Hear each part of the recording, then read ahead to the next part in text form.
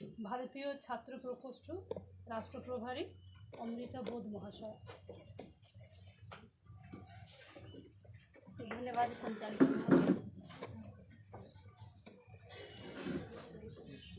मैं मेरी बात शुरू करने से पहले SC ST OBC माइनॉरिटी और बहुजन समाज में जन्मे सभी संतों, गुरुओं, वीरांगनाओं को, महानायकों, महापुरुषों को नमन करते हुए आप सभी क्रांतिकारी महिलाओं को मेरा जय मूल्यवासी, जय भारत। मेरी बात समझ में आ रही है? मैं आपको बंगाली नहीं बता सकती, मैं उत्तर प्रदेश से हूँ, तो इसीलिए मैं आपकी बंगाली भाषा नहीं बोल सकती। क्या मेरी हिंदी समझ में आ रही है? अगर मेरी हिंदी समझ में नहीं आ रही है तो बगल में बैठे मेरे लोग बंगाली में कन्वर्ट कर सकते हैं। आप मुझे अगर सजेस्ट करेंगे मैं हिंदी बोलूं तो मैं हिंदी में समझाती हूँ। अगर आपको बंगाली भाषा चाहिए तो बगल लोग बैठे कन्वर्ट करना पड़ेगा। आप क्या चाहते हैं, मैं अपनी भाषा में बोलूं? समझ में आ रही है? ठीक। साथियों, आज क्या है, जिस समाज समूह में हम बैठे हुए हैं, जिस आधार को लेकर के हम यहाँ बैठे हैं, ये जो मीटिंग हो रही है, मीटिंग करना केवल मकसद नहीं है, मकसद के लिए मीटिंग करना चाहते हैं। मकसद करना सिर्फ मीटिंग नहीं है, मीटिंग के लिए मकसद, यानी मकसद के लिए हम मीटिंग कर रहे हैं। कहने का मतलब ये है कि हमारी महिलाएं घर में खाना बनाती है। केवल खाना बनाना उद्देश्य नहीं होता, खाना सुरक्षित और खाना संतुलित आहार से बनाती है ना। केवल खाना बना के रख दिया, इतना तो मकसद है नहीं। उस खाने में कितना, उस दाल में कितना नमक पड़ेगा, कितना हल्दी पड़ेगा, कितना मसाला पड़ेगा, वो नाप तोल के बनाती है ना। मकसद क्या होता है? खाना अच्छा बनना चाहिए। जो भी व्यक्ति उस खाने को खाए तो उसको बहुत दिन तक बड़ा ही करे, उंगलियां चाटता रहे। खाने का ये मकसद होता है। उस खाने से हमें जो डायबिटीज है, तो खाने से हमारे डायबिटीज पे कोई असर ना पड़े, हमें इंडाइजेशन ना हो जाए, हमारा पेट ना खराब हो, यानी खाना बनाने का ये आपका मकसद होता है। उसी तरीके से आज जो मीटिंग यहाँ पे की जा रही है, इसका मकसद ये है कि हम जिस समाज समूह में जी रहे हैं, हम जिस देश में जी रहे हैं, उस देश की जो व्यवस्था है वो सड़ी गली व्यवस्था है, हम उसे बदलना चाहते हैं। आज महिलाएं और छात्राएं जो यहाँ बैठी हुई है, हम इसलिए यहाँ बैठ के मीटिंग कर रहे हैं कि जो हमारी सड़ी गली व्यवस्था है, इसको हम बदलना चाहते हैं। तो अगर सड़ी गली व्यवस्था को बदलना चाहते हैं तो आपको अपना इतिहास जानना बहुत जरूरी है। जो कौम अपना इतिहास नहीं जानती, अपने भविष्य का निर्माण नहीं कर सकती, और कौम ने इतिहास से सबक नहीं सीखा तो इतिहास सबक सिखा देती है। अभी सबक आपको बताने का प्रयास करेंगे। हमारे यहाँ पुरुष भाई भी बैठे हुए हैं, आप महिलाएं भी बैठी हुई है। हमारे पुरुष भाई अगर चाहते हैं उनको जल्दी से ही डॉक्टर, वकील, प्रोफेसर, इंजीनियर की नौकरी मिल जाए, तो उनकी अपनी महिलाओं को सामाजिक जो चेतना चलती है, सामाजिक जो संगोष्ठी होती है, सामाजिक अधिकार की लड़ाई जो लड़ी जाती है, धरना रैली प्रदर्शन किया जाता है, आप पुरुषों को महिलाओं का सहयोग करके उस आंदोलन में उतारना पड़ेगा। दूसरा, अगर आप महिलाएं चाहती हैं आपका बेटा, आपका भाई, आपका पति, आपका बाप इस देश में सुरक्षित रह सके, तो आपको स्वतः से जो चल रहे देश में राष्ट्रव्यापी आंदोलन है उसमें सहयोग करना होगा। पहला क्या करना होगा? पहला पुरुषों का सहयोग लेना होगा। दूसरा, स्वतः उनके लिए काम करना होगा, यानी आने वाले पीढ़ियों के लिए काम करना होगा। तीसरा, अगर आप दोनों लोग मिलकर के ये काम नहीं करते हैं तो बच्चा पैदा करना बंद कर देना होगा। आप सभी को गुस्सा आ रहा होगा। हमने जिन बच्चे को पैदा किया है उसे गुलाम पैदा किया है। हमने जिन बच्चे को पैदा किया है उन्हें गुलाम पैदा किया है। गुलाम कैसे पैदा किया है?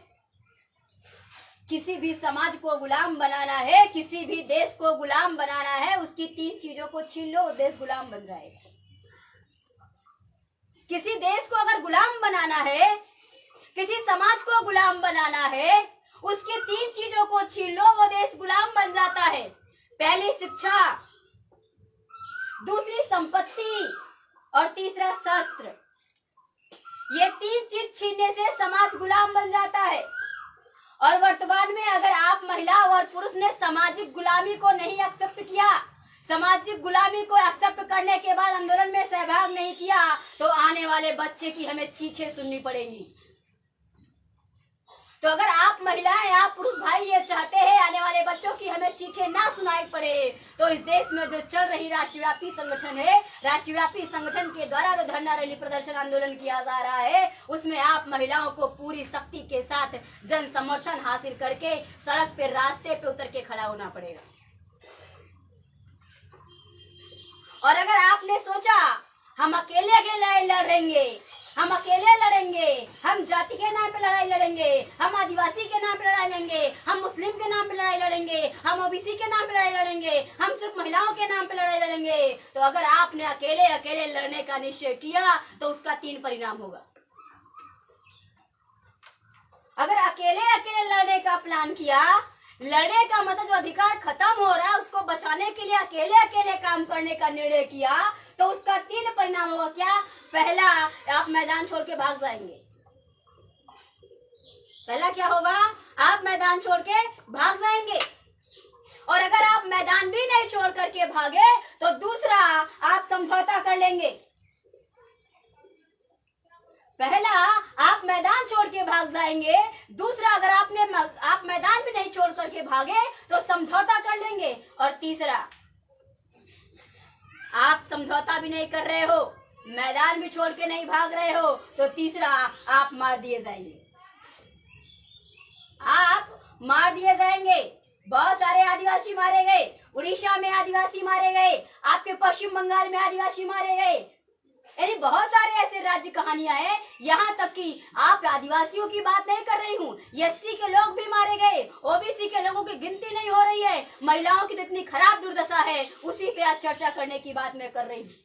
यानी अकेले अकेले लड़ने का जो परिणाम होता है उससे कोई रिजल्ट हासिल नहीं होता है, बल्कि करना क्या होगा? हमें संगठन शक्ति के साथ लड़ाई लड़नी होगी। कहने का मतलब ये है, किसी भी समस्या का समाधान संगठित शक्ति के साथ ही किया जा सकता है।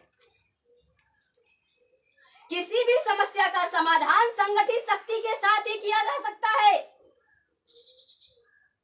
अगर संगठित शक्ति का आपको परिणाम देखना है, आप बुद्धा के आंदोलन को उठा के देख लीजिए। पूरी दुनिया में भारत को बुद्ध के नाम से जानते हैं। बुद्धा ने सबसे पहले जो आंदोलन चलाया, आप महिलाओं को पता नहीं होगा, आप महिलाओं की आजादी का आंदोलन सबसे पहले बुद्धा ने चलाया था।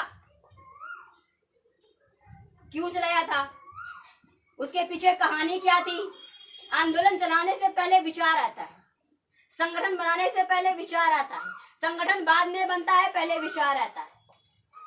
संगठन जो होता है वो बाद में बनता है, पहले हमारे दिमाग में विचार आता है।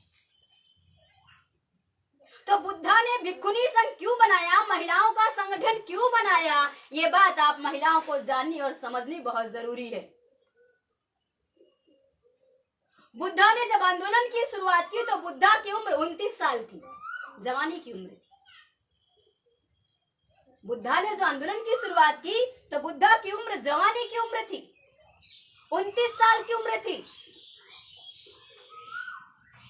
बुद्धा से जिस व्यक्ति ने सवाल पूछा, उस महिला का नाम है अम्रपाली।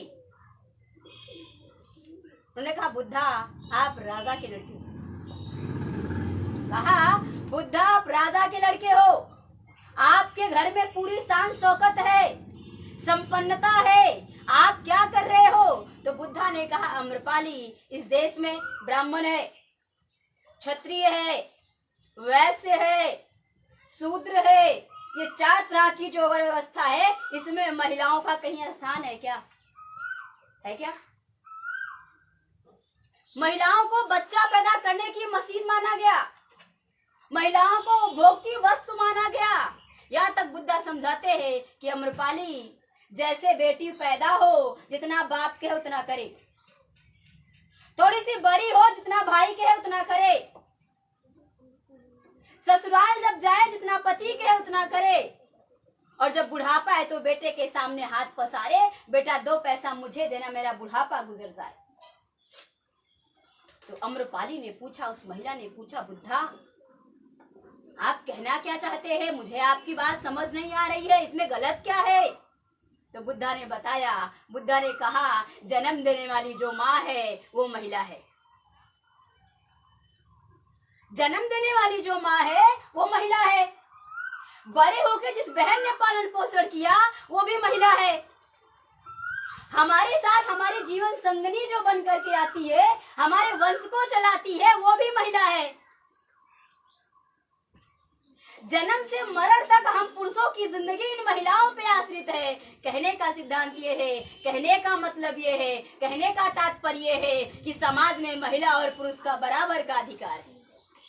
तो अम्रपाली ने कहा, बुद्धा आप 100% सही बोल रहे हैं, लेकिन मैं अकेले ये काम नहीं कर सकती। मैं ये चाहती हूँ मेरे गांव में आइए, वहाँ महिलाओं की टोली रहती है, महिलाओं की टोली को समझाइए ताकि हम क्या करें, हम संगठन में जुड़ सके और संगठन के माध्यम से हम अपने आजादी की लड़ाई लड़ सके। हुआ क्या, बुद्धा खाने पे शाम को जाते हैं, रास्ते में 2-4 लोग मिलते हैं। एक व्यक्ति ने कहा, बुद्धा आप कहाँ जा रहे हैं? तो तथागत बुद्धा ने कहा, मैं अम्रपाली के घर जा रहा हूँ, कुछ विचार देना है, खाना पीना खा के फिर आ जाऊंगा। तो उस व्यक्ति ने कहा, अम्रपाली चरित्रहीन महिला है। अब चरित्रहीन का मतलब तो आप लोग समझते होंगे, मुझे बहुत व्याख्या नहीं करनी पड़ेगी। बुद्धा दूसरे व्यक्ति से मिले, दूसरा व्यक्ति भी यही कहता है। बुद्धा तीसरे व्यक्ति से मिले, तीसरा व्यक्ति भी यही कहता है। तो बुद्धा गांव के प्रधान से मिले, बुद्धा गांव के प्रधान से मिले और गांव के प्रधान से पूछा, प्रधान जी क्या आपको लगता है जो अम्रपाली नाम की महिला है वो चरित्रहीन है? तो प्रधान ने कहा, 100% तथागत आपने सही कहा। तो बुद्धा ने क्या किया, तथागत गौतम बुद्ध ने क्या किया, सरपंच का एक हाथ पकड़ लिया, सरपंच का एक हाथ पकड़ लिया और कहा, सरपंच महाराज, वो जो प्रधान था उस प्रधान का एक हाथ पकड़ लिया और कहा बुद्धा ने, प्रधान मैंने तुम्हारा एक हाथ पकड़ लिया है, अब जरा एक हाथ से ताली बजाओ। तो प्रधान ने कहा, बुद्धा एक हाथ से ताली अकेले नहीं बजती है। तो बुद्धा ने कहा, जब ताली एक हाथ से अकेले नहीं बजती है, एक महिला अकेले चरित्रहीन कैसे हो सकती है? उसके साथ कोई पुरुष भी तो होगा, या महिला अकेले हो जाएगी? नहीं, महिला के साथ कोई पुरुष भी तो रहा होगा, तब तो महिला चरित्रहीनता का आरोप लगा। फिर हुआ क्या साथियों, भिक्खुनी संघ का निर्माण हुआ और भिक्खुनी संघ के लोग को क्या कहा गया, भिक्खुनी संघ के लोग को समझाया क्या गया, आप भिक्खुनी संघ के लोगों को गांव गांव में जाना है और गांव गांव में जा करके समानता प्रतिस्थापित करनी है, समानता की बात करनी है, समानता कैसे प्रतिस्थापित होगा ये बताना है, यानी गांव गांव जाना है और क्या प्रचार करना है, हम भारत के लोग समता, स्वतंत्रता, बंधुता और न्याय पे समाज और राष्ट्र का निर्माण करना चाहते हैं। तो जो भिक्खुनी संघ के लोग थे वो गाँव में गए। जब भिक्खुनिया गांव में गई, यानी महिलाओं की टोली जब गांव में गई, महिलाओं का ग्रुप जब गांव में गया, महिलाओं का समूह जब गांव में गया, तो लोग उनकी बात को नहीं सुन रहे। वो लौट के आई, बोली, बुद्धा लोग हमारी बात को नहीं सुन रहे हैं। तो बुद्धा ने कहा, अच्छा ये बताओ, क्या समानता प्रतिस्थापित करने से बड़ा कोई विचार है? क्या आजादी से बड़ा कोई आंदोलन है? बोले नहीं। बोले लोगों ने सुना ही तो नहीं ना, गाली तो नहीं दी? बोले नहीं। बोले फिर जाओ। फिर महिलाएं गई, फिर गालियां भी खाई, फिर लौट के आई। फिर बुद्धा ने कहा, क्या हुआ? बोले लोगों ने गालियां दी। बुद्धा ने कहा, अच्छा एक बात बताओ, क्या समानता प्रतिस्थापित करने से बड़ा कोई विकल्प आपके पास है? बोले नहीं। बोले लोगों ने गालियां ही तो दी, मारा तो नहीं ना? बोले नहीं। बोले फिर जाओ। फिर गई, फिर लोगों ने मारा भी, फिर लौट के आई। फिर महिलाओं ने कहा, महिलाओं के ग्रुप ने कहा, बुद्धा आपकी लोगों ने मारा भी। तो बुद्धा ने कहा, अच्छा लोगों ने मारा है तो क्या बच्चों की आजादी नहीं चाहती हो, खुद की आजादी चाहती हो? तो महिलाओं ने कहा हाँ। बोले मारा ही तो, जान तो नहीं गई ना? बोले नहीं थे। बोले तुम्हें इस विचार का प्रचार प्रसार, यानी अपनी आजादी का आंदोलन, महिलाओं को मान सम्मान का आंदोलन जान देने तक चलाना होगा, यानी जान देने तक तुम्हें इस विचार का प्रचार प्रसार करना होगा। कहने का मतलब जब तक जिंदगी है तब तक इस विचार का प्रचार प्रसार करना होगा। और उन महिलाओं ने और भिक्खु संघ ने क्या किया, वो आंदोलन की मुहिम छेड़ी। उसके बाद क्या हुआ, इस देश में 3 परिणाम आया। पहला, महिलाएं आजाद हुई। दूसरा, ज्ञान विज्ञान का विस्तार हुआ। तीसरा क्या हुआ, मौर्य सम्राट जैसे लोग राजा महाराजा बन गए। लेकिन इस देश में फिर क्या होता है, प्रतिक्रांति होती है। ब्राह्मणों ने प्रतिक्रांति की, क्यों की? क्योंकि ब्राह्मणों को ये बात पता हो गई, अगर महिलाएं आजाद हो गई तो सिंधु घाटी सभ्यता में ये महिलाएं देश की राजा हुआ करती थी। ये महिलाएं सोने के धात के वस्त्र पहनती थी। इस देश को सोने की चिड़िया महिलाओं की वजह से कहा जाता था। इस देश में सोने की खान महिलाओं की वजह से हुआ करती थी। इस देश में कृषि विज्ञान महिलाओं की वजह से हुआ करता है। अगर महिलाएं आजाद हो जाती है और महिलाएं आजाद हो गई है तो महिलाओं की व्यवस्था देश में आ जाएगी और हम ब्राह्मणों की खैर नहीं होगी। तो उन्होंने क्या किया? प्रतिक्रांति किया। और प्रतिक्रांति में क्या किया? हमारे विचार में मिलावट किया, महापुरुषों के विचार में मिलावट किया। जैसे मिलावटी भोजन खाने से हमें इंडाइजेशन हो जाता है, मिलावटी मसाले खाने से हमारे पेट खराब हो जाते हैं, वैसे मिलावटी विचार हमारे दिमाग में आने से हमारी पीढ़ियां नष्ट हो जाती हैं। एक उदाहरण देते, फॉर एग्जाम्पल, ये बोतल में पानी भरा है, ये बोतल में पानी भरा है, ये शुद्ध पानी है, पीने लायक। अगर इसमें एक बूंद जहर डाल दिया जाए तो क्या होगा? पी सकते हैं? क्यों? मर जाएंगे। वैसे गलत विचार हमारे दिमाग में अगर आ गया तो आने वाली पीढ़ियां मर जाएंगी।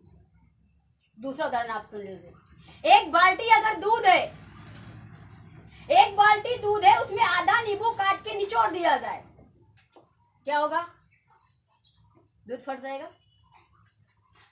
वैसे अगर गलत विचार हमारे दिमाग में आ गया तो आने वाले बच्चों का दिमाग तो फटेगा, हमारा भी फट जाएगा। और कैसे फटा? इस देश में बुद्धा के बाद संतों गुरुओं का आगमन हुआ। आपके यही बंगाल के हिना ठाकुर, वो हरिचांद गुरचार ठाकुर जी थे, संत गुरु हरिचांद गुरचार ठाकुर जी आपके वेस्ट बंगाल के थे।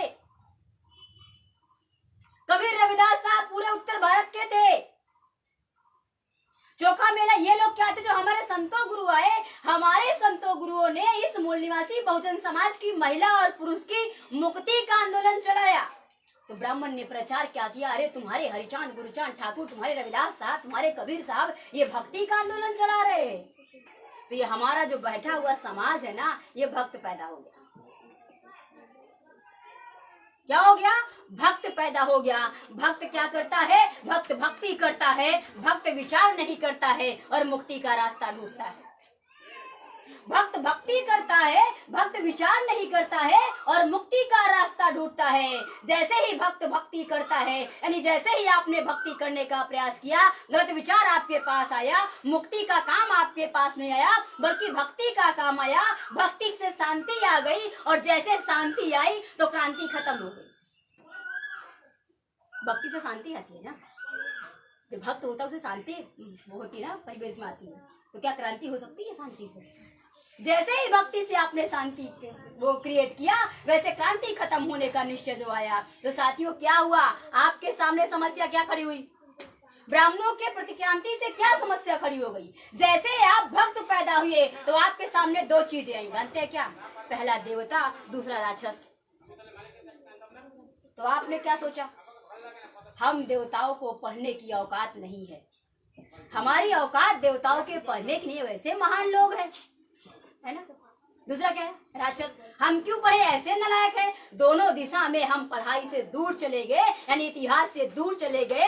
जब तक क्या है, शिक्षा वो शेरनी का दूध है, जो पिएगा वो गुर्राएगा। लेकिन अभी हमारे लोग क्या करते हैं? शराब वो शेरनी का दूध है, जो पिएगा वो गुर्राएगा। शाम को ये लोग शराब पीते हैं और खूब गुर्राते हैं, सुबह भूल जाते।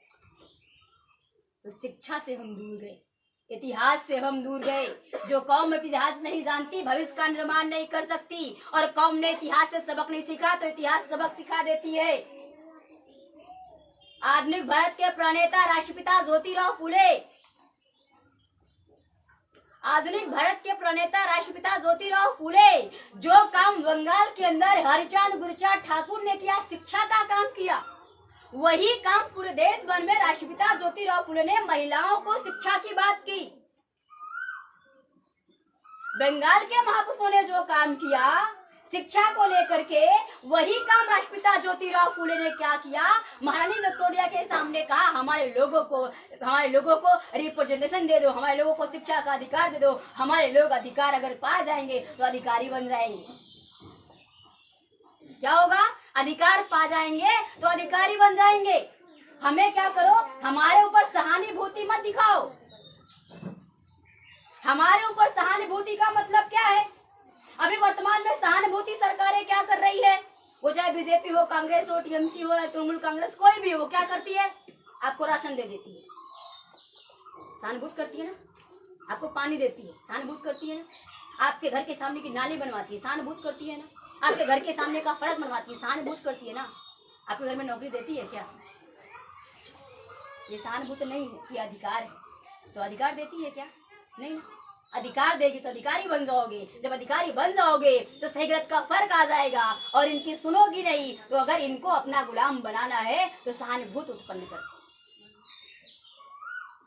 साथियों, जब इस देश में अंग्रेज थे तब इतनी बड़ी समस्या नहीं थी। अंग्रेज के जाने के बाद वर्तमान आजाद भारत में समस्याएं निर्माण हो गई है। जब भारत गुलाम था तो किसी महिला का बलात्कार नहीं होता था। आजाद भारत में क्या होता है, एक दिन में 88 बलात्कार हो जाते हैं। गुलाम भारत में कभी किसी किसान ने छत्रपति साहू जी महाराज के समय में आत्महत्या नहीं की थी।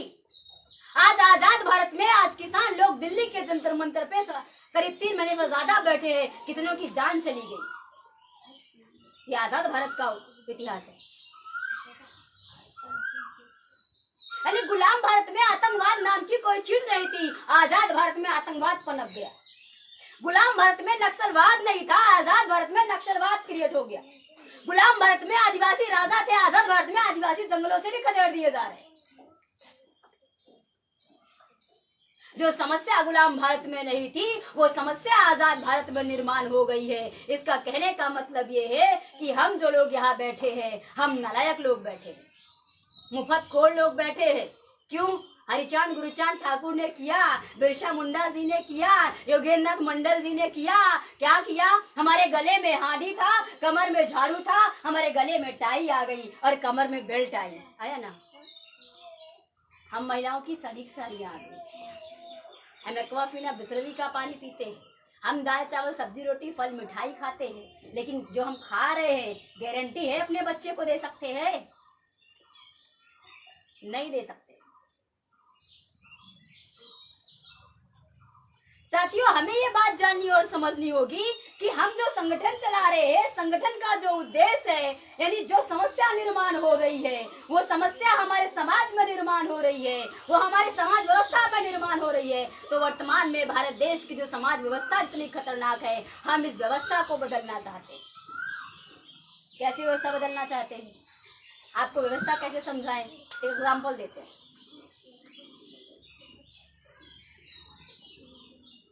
जब खेत में आप धान की सिंचाई करते हैं, जब खेत में धान की सिंचाई करते हैं तो ट्यूबवेल या मोटर का प्रयोग करते हैं ना। जैसे पानी ज्यादा होता है तो अधिकांश लोगों का दिमाग क्या काम करता है कि हम इसकी जो मेड़ी है, इसका जो बांध है, इसको सही करें, वरना पानी ज्यादा हो रहा, ऊपर जा रहा है। समस्या क्या? मोटर है ना, ट्यूबवेल है ना, ट्यूबवेल को बंद कर दो, खेत में पानी जाना बंद हो जाएगा। वैसे क्या है, हमारे लोग केवल समस्या को उठाते हैं, केवल समस्या को पकड़ते हैं। समस्या जिसने उत्पन्न किया, हमें उसे ही खत्म करना होगा। समस्या जिन लोगों ने उत्पन्न किया, अगर हम उन्हें की ही व्यवस्था को खत्म कर देंगे तो हमारे समाज में गरीबी, बेरोजगारी, भुखमरी, रेप, बलात्कार, आतंकवाद, नक्सलवाद निकल करके नहीं आएगा। क्या आएगा? जिसने जो समस्या का कारण है, जैसे फॉर एग्जाम्पल बताते हैं, हमारे घर में अगर पाइप लगी है, पाइप से पानी को ऊपर भेज रहे हैं और गलती से पाइप बीच से लीकेज हो जाए और पानी का लीकेज जैसे ही बाहर आए तो हम क्या करेंगे? फटाफट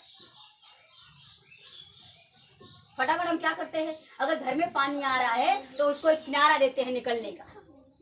क्या पानी का बहाव रुक रहा है? या तो हम बांध बना देते हैं किसी चीज का कि पानी हमारे इस तरफ ना इसी तरफ पानी रहे। क्या पानी का रुकाव बंद होगा? कारण क्या है? ये जो लीकेज हो रहा है, लीकेज को बंद कर दो, पानी आना घर में बंद हो जाएगा। साथियों, उसी तरीके से जिस गली से गरीबी, बेरोजगारी, भुखमरी, रेप, बलात्कार, आतंकवाद निकल करके आ रहा है, हम उस गली को बंद करना चाहते हैं। लेकिन जिस गली को आप बंद करना चाहते हैं वो बहुत खतरनाक व्यवस्था है। इस देश में जिस व्यवस्था को हम बदलना चाहते हैं वो व्यवस्था 2 प्रकार की है। समाज व्यवस्था, दूसरी है शासन व्यवस्था। कौन सी व्यवस्था है? समाज व्यवस्था है और शासन व्यवस्था है। तो समाज की जो व्यवस्था है इतनी कठोर है, इतनी पत्थर है कि अगर आपने अपना सिर उस पत्थर पे मारा तो आपका सर फूट जाएगा। उसको आप टच से मस नहीं कर सकते। अगर उसे टच से मस करना होगा तो हमें उससे ज्यादा मजबूत संगठन का निर्माण करना होगा। पत्थर से ज्यादा मजबूती हमें निर्माण करनी होगी। इसके लिए साथियों क्या करना होगा? राष्ट्रव्यापी संगठन जो देश में चल रहा है उसमें साथ और सहयोग करना होगा। अब समाज व्यवस्था में क्या है? महिलाओं की दास्ता, आदिवासियों का सेग्रीगेशन, वर्ण व्यवस्था, जाति व्यवस्था, अस्पृश्यता, छूतपन, ये सारा समाज व्यवस्था के अंदर चला था। अब समाज व्यवस्था के आपको एग्जाम्पल देते हैं। हमारे जो लोग हैं वो जाति के नाम का संगठन चलाते हैं, समस्या के नाम पर संगठन चलाते हैं, जाति के नाम पे संगठन चलाते हैं, समस्या के आधार पर संगठन चलाते हैं, गली में संगठन चलाते हैं, मोहल्ले में संगठन चलाते हैं। अगर आपने ये संगठन चलाने का काम किया उसका नतीजा ये होगा कि आपने वर्तमान में जो चल रही कांग्रेस बीजेपी की है, आरएसएस की जो विचारधारा है वही पे आप काम कर रहे हैं। यानी आप ब्राह्मणिकल सिस्टम को मजबूत कर रहे हैं। अरे बहुत सारे साथी ने आपको मूल निवासी कह के उद्बोध किया, मैंने भी शुरू में उद्बोध किया। अब आपको लग रहा है उद्घोष जो मूल निवासी शब्द का हुआ है ये है क्या? हम तो यहाँ आदिवासी लोग बैठे हैं, हम रूल कास्ट के लोग बैठे हैं, हम मुस्लिम लोग बैठे हैं, हम नमोसुद्राय के लोग बैठे हैं, ये मूल निवासी क्या हो गया?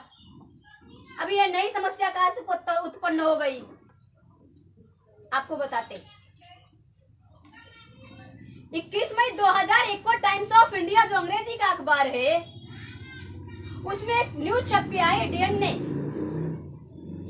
डीएनए क्या होता है? फॉर एग्जाम्पल 2 और 2 प्लस कितना होता है? 4। 2 और 2 प्लस 4। आपके बंगाल में 2 और 2 प्लस 4 होता है। आप यहाँ से महाराष्ट्र चले जाओ, वहां पे 2 और प्लस 2 कितना होगा? 4 होगा ना? 5 तो नहीं होगा? नहीं। पूरी दुनिया में आप कहीं भी चले जाओ 2 और 2 4 होगा, 5 नहीं होगा। वैसे हमारे शरीर में डीएनए नाम का जो पदार्थ है जो हमारा है वही हमारे आने वाले पुत्र पुत्री का होगा, परिवर्तित नहीं होगा। माता का बेटी के अंदर और पिता का बेटे के अंदर जो होता है वो ट्रांसफर नहीं होता। जो उसका होगा वही उसके बेटी और बेटे का होगा। इसको कहते हैं डीएनए। 21 मई 2001 को टाइम्स ऑफ इंडिया में अंग्रेजी के अखबार में डीएनए की खोज आई।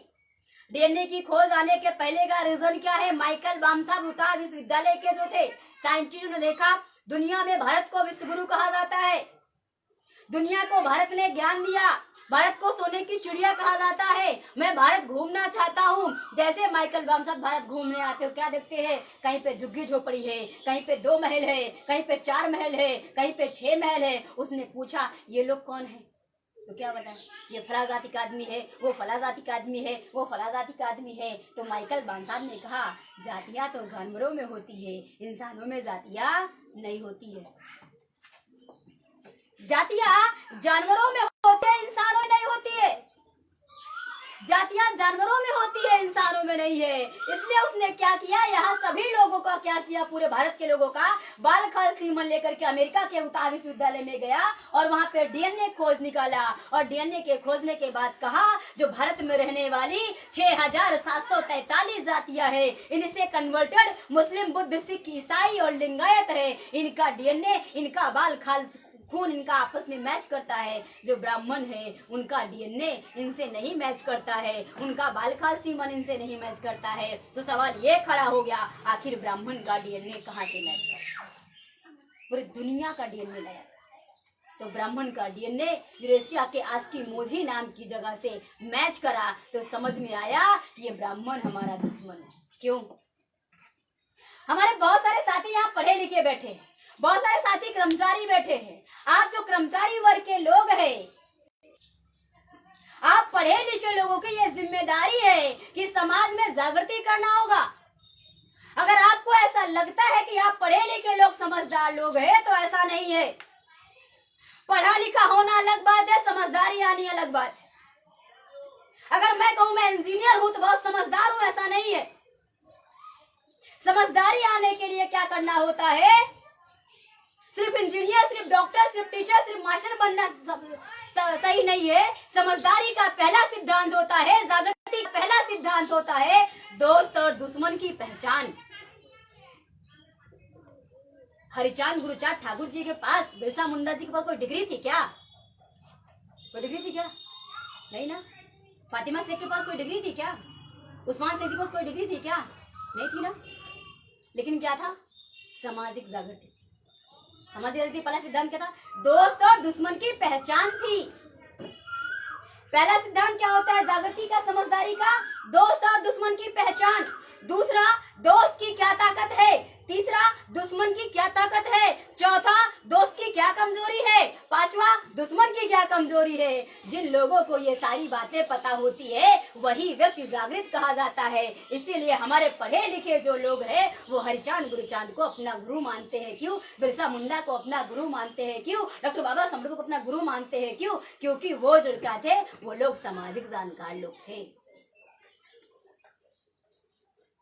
साथियों, हमारे समाज के जो लोग हैं, जिस व्यवस्था को बदलना चाहते हैं, उस देश में जाति व्यवस्था बड़े पैमाने पे है और जाति का संगठन अगर आप चलाते हैं तो बहुत ज्यादा से ज्यादा एक जाति के लोग इकट्ठा हो गए, 2 लाख लोग, ब्राह्मण 3 करोड़, कुछ बिगाड़ सकते हैं क्या? नहीं ना। जब डीएनए के आधार पे प्रमाणित कर दिया गया कि ब्राह्मण विदेशी है, SC ST OBC माइनॉरिटी के लोग, आदिवासी जो है ये यहाँ के मूल निवासी है, तो क्या करना होगा? हमें इन्हें एक साथ लाना होगा। किस आधार पे लाना होगा? अगर जातियां दिमाग से नहीं जा रही है तो जाति पहचानने के 4 कारण होते हैं। जाति पहचानने का 4 रीजन होता है। पहला, आकार, बनावट। गाय है, घोड़ा है, बकरी है, उसकी आकार को देख के आप बता सकते हैं। गाय है, घोड़ा है, बकरी है, उसकी बनावट को देख के आप बता देंगे उसके पास 4 हाथ 4 पैर। हम यहाँ सभी इंसान बैठे हैं, किसी के पास 4 हाथ 4 पैर है क्या? नहीं ना। यानी आकार से भी, बनावट से भी जातियां जानवरों में होती है, इंसानों में नहीं। दूसरा, भाषा, साउंड, आवाज, लैंग्वेज। आप रात में ठंडी पड़ रही है और रजाई के अंदर सो रहे हैं, आपके घर के सामने कुत्ता भौंक रहा है या उसका बच्चा भौंक रहा है, उसकी आवाज सुन के आप बता देंगे, है ना। लेकिन हम इंसान होके बोल रहे हैं, आवाज सुन के बता सकते हैं? नहीं ना। आवाज से भी, भाषा से भी जातियां जानवरों में होती है, इंसानों में नहीं। और तीसरा है खान पान। क्या है? खान पान, भोजन। गाय अगर शाकाहारी है तो घास खाएगी, अगर यहाँ पे शेर आ जाए तो भाग जाएंगे। क्यों? मांसाहारी है ना, हमें मार के खा जाएगा तो सब के सब भागेंगे। यानी शेर मांसाहारी है, वो मांस खाता है, और हम इंसान, हम तो सर्वाहारी। हमारे थाली के खाने में दाल चावल सब्जी रोटी फल मिठाई होती है, मांस मछली भी होती है, तो क्या हमारे थाली के खाने को देख के बता सकते हैं किस जाति का आदमी खाना खा रहा है? नहीं ना। भोजन से भी जातियां जानवरों में होती है, इंसानों में नहीं। और चौथा पैमाना है मलमूत्र। चौथा पैमाना है मलमूत्र, जिसको टट्टी कहते हैं। खेत में कौन सा जानवर टट्टी करके गया है, बकरी थी या गाय थी, उसकी टट्टी देख के आप बता देंगे। लेकिन इंसान की नहीं ना। देख के बता सकते हैं इंसान की टट्टी को, किस जाति का आदमी टट्टी करके गया? नहीं ना। तो यही 4 पैमाना जाति पहचानने का होता है। जातियां जानवरों में होती है, इंसानों में नहीं। यानी डीएनए ने क्या कहा, हम सभी भारत के मूल निवासी है। तो जो मूल निवासी लोग हैं, इनका राष्ट्रव्यापी संगठन देश में चल रहा है, यानी राष्ट्रव्यापी संगठन बन चुका है। आपको केवल उसमें कार्यभार लेकर के, जिम्मेदारी लेकर के आंदोलन में उतरने के लिए हम यहाँ केवल आपको बताने आए हैं। यानी वर्तमान की व्यवस्था जो खतरनाक है, उसको बदलने के लिए हमें उससे मजबूत संगठन का विस्तार कर रहे हैं। इसके लिए आपको साथ सहयोग करना बहुत जरूरी है। साथियों, जिन महापुरुषों ने संगठन चलाया उसका परिणाम मैंने आपको बताया। बुद्धा के आंदोलन का परिणाम हुआ, संत गुरु हरिचांद गुरुचांद ठाकुर बिरसा मुंडा के आंदोलन का परिणाम हुआ, यहाँ तक कि राष्ट्रपिता ज्योतिराव फुले, माता सावित्रीबाई फुले के आंदोलन का परिणाम हुआ कि हम महिलाओं को शिक्षा का अधिकार मिल गया। डॉक्टर बाबा साहब अम्बेडकर ने हम महिलाओं को एक बिल दिया, उस बिल का नाम था हिंदू कोड बिल।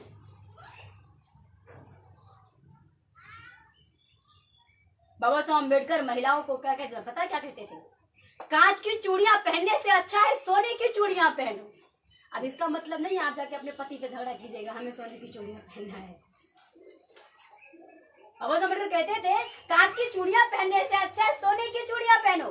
कांच की चूड़ियां पहनती हो रोज टूट जाती है। अगर सोने की चूड़ी पहनोगी तुम्हारे परिवार पे कोई विपत्ति आएगी। सोने का मोल भाव कभी कम नहीं होता है। तुम उस सोने की चूड़ी को बेच करके अपने घर का परिवार का विपत्ति बचा सकती हो, कष्ट हट सकती हो। कहने का मतलब ये है सोने की चूड़ियां पहनेंगी कब? जब अधिकार बचेगा तब। अभी अधिकार नहीं है तो पहनने का अधिकार भी नहीं। 1925 में सोने का दाम 11 रुपया तोला था, कपास का दाम 15 रुपया कुंटल था। सोने पे ज्यादा रुई का दाम था गुलामी में। आजादी के बाद आज क्या स्थिति है सोने की? 40,000 रुपया ज्यादा हो गया। और उसे रुई की कीमत कितनी हो गई? 6,000 रुपया हो गया। तो हम महिलाएं जिस तेज गुना गति से काम कर सकती है, तो पहले तो महिलाओं को अपना अधिकार जानना होगा, अपने महापुरुषों को जानना होगा, जिन महापुरुषों ने आपके लिए शिक्षा की, मान सम्मान की, स्वाभिमान की, शिक्षा, संपत्ति, संरक्षण, वोट के अधिकार की बात की। बाबा साहब अम्बेडकर ने हमारी महिलाओं को एक बिल दिया, उस बिल का नाम था हिंदू कोड बिल। जब ये बिल महिलाओं को हिंदू कोड बिल दिया जा रहा था तो अनपढ़ महिलाएं हमारी आंदोलन के लिए सड़क पे उतर के आ गई, रास्ते पे उतर गई। बाबा साहब अम्बेडकर ने पूछा महिलाओं से आप इस बिल का विरोध क्यों कर रही है? तो महिलाओं ने कहा हमारे पति ने कहा है। आप महिलाएं बहुत प्रतिबद्धता है, जितना पति कहेगा उतना ही करेंगी।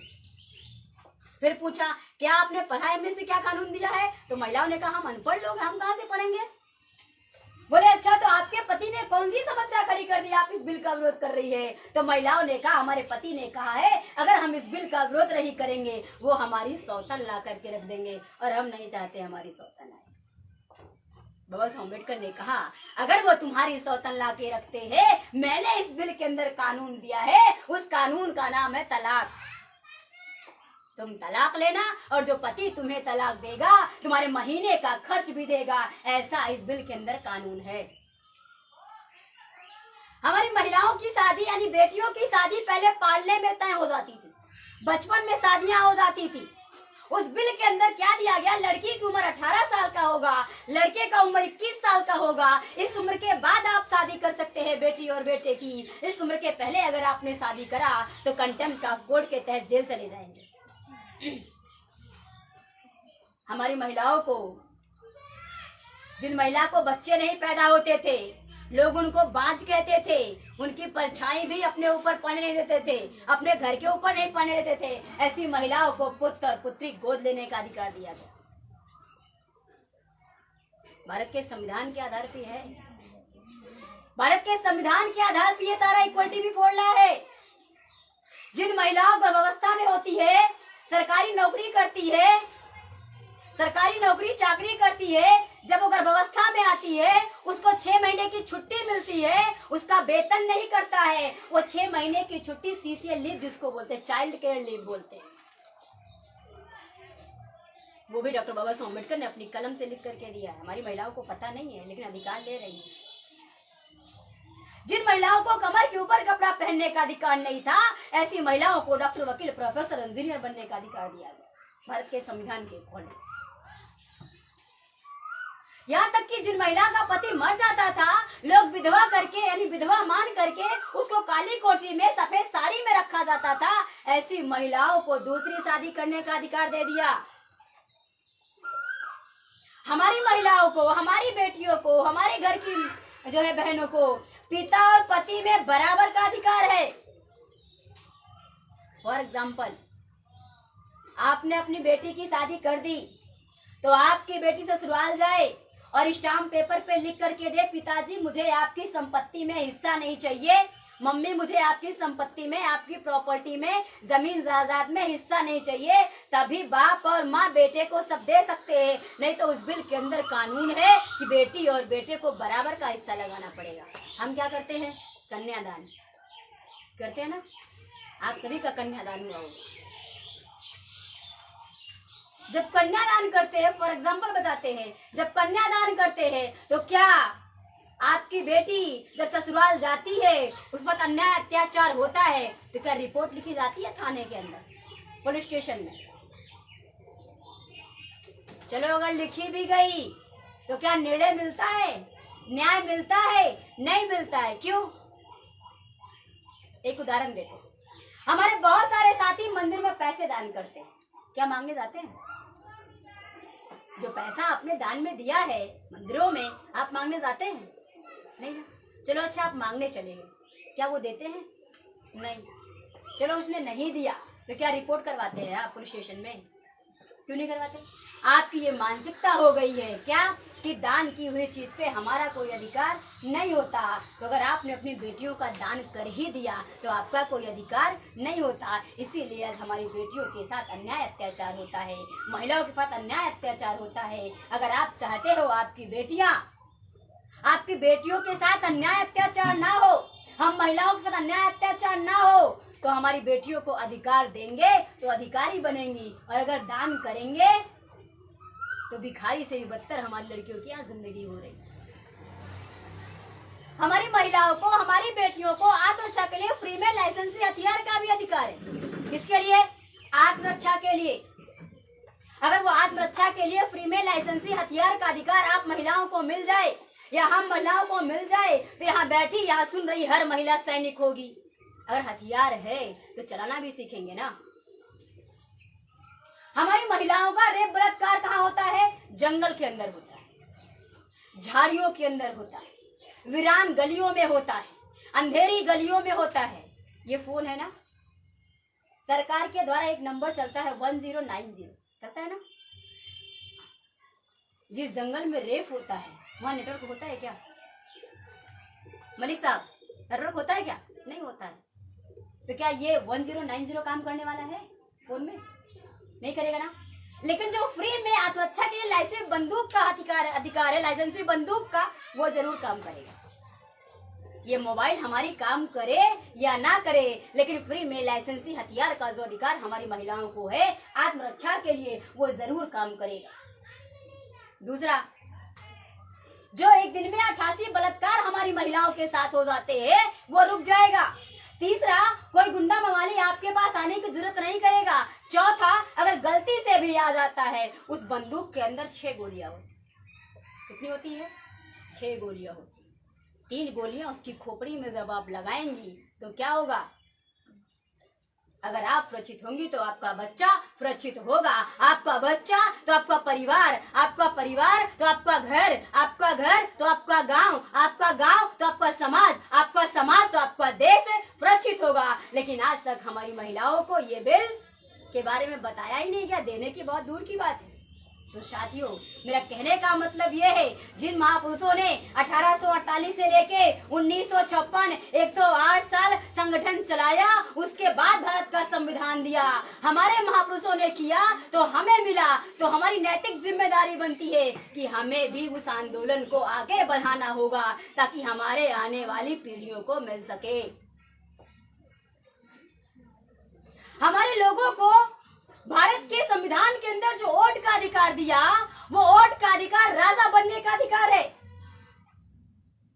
अब हमारे लोग क्या करते हैं? 5 साल के लिए वोट तो करते हैं, राजा तो बनाते हैं, लेकिन अपने व्यक्ति को नहीं, ब्राह्मण को राजा बनाते हैं। जब पार्लियामेंट के अंदर वोट के अधिकार की बात चल रही थी, उस समय डॉक्टर बाबा साहब अम्बेडकर ने कहा हमारे समाज के लोग को वोट का अधिकार मिलना चाहिए। लोकतंत्र में क्या होता है? जिसकी संख्या ज्यादा होती है वो देश का राजा होता है। हमारे देश में SC ST OBC माइनॉरिटी की संख्या ज्यादा है, उसे देश का राजा होना चाहिए। डॉक्टर बाबा साहब अम्बेडकर ने कहा हमारे समाज के लोग को वोट का अधिकार मिलना चाहिए। लेकिन उस समय वोट का अधिकार सिर्फ 2 लोग को था, एक पढ़े लिखे लोग को, दूसरा टैक्स पेई को।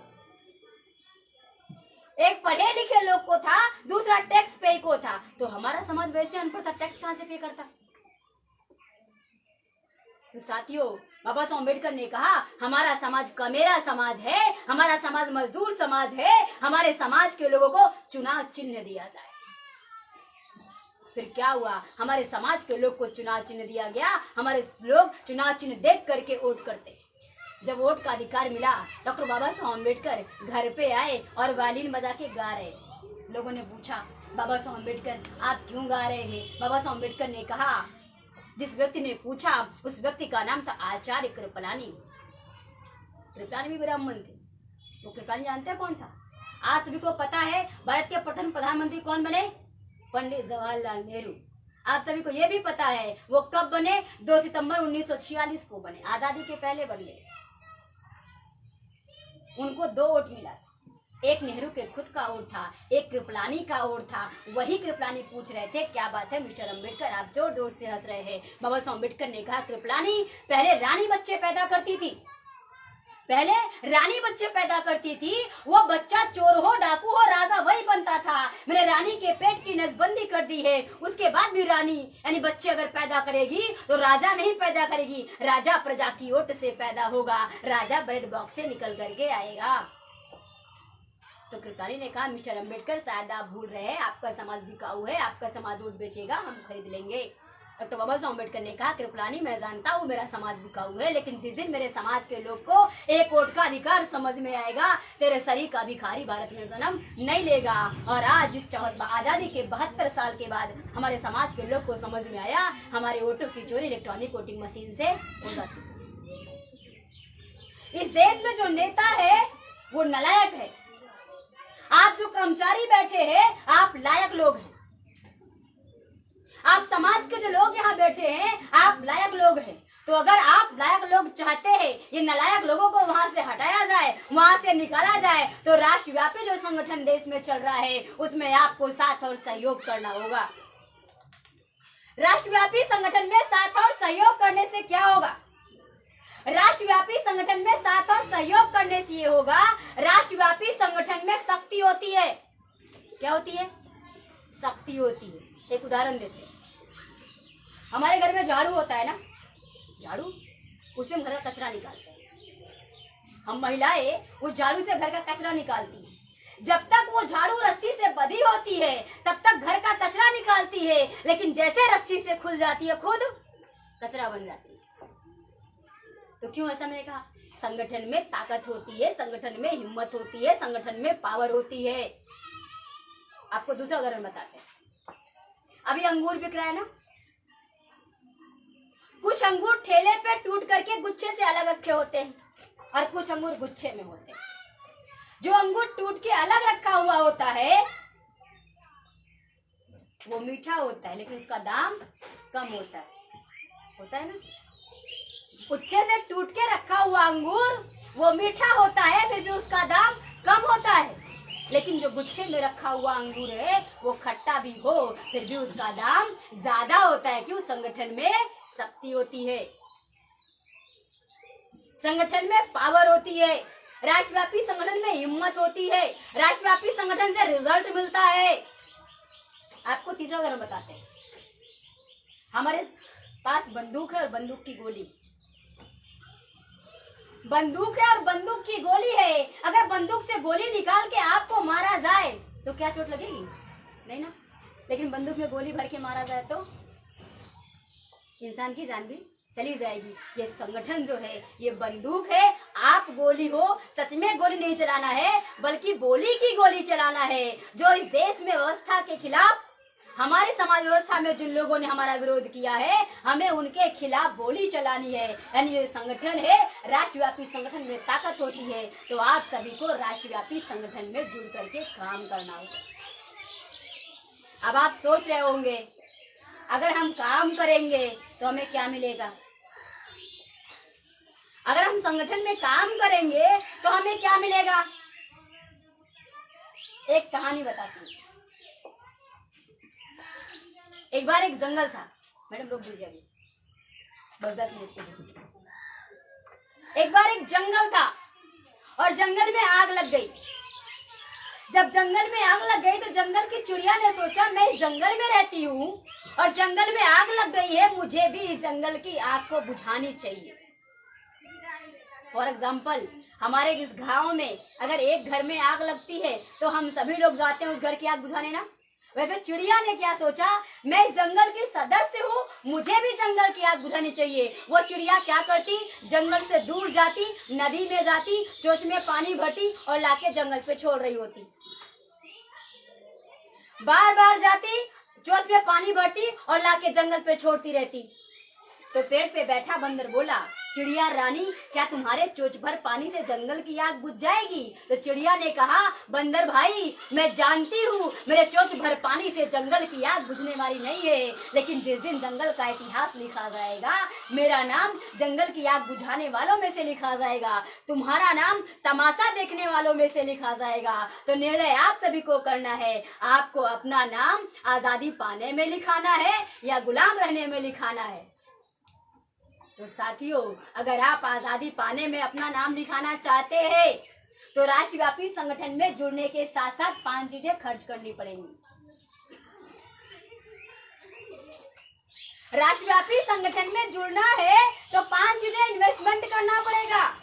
पहला समय, दूसरा बुद्धि, तीसरा हुनर, चौथा परिश्रम और 5वां पैसा। समय की कीमत आपको नहीं पता है, लेकिन अमेरिका में 4 बार महीने में सैलरी मिलती है। एक बार इंडिया से एक भंते थे, भंते संरक्षित जी, वो गए इंग्लैंड में, अमेरिका में गए एक वक्तव्य कहने, यूनिवर्सिटी के अंदर गए अपनी बात रखने के लिए, 2 मिनट लेट चले गए।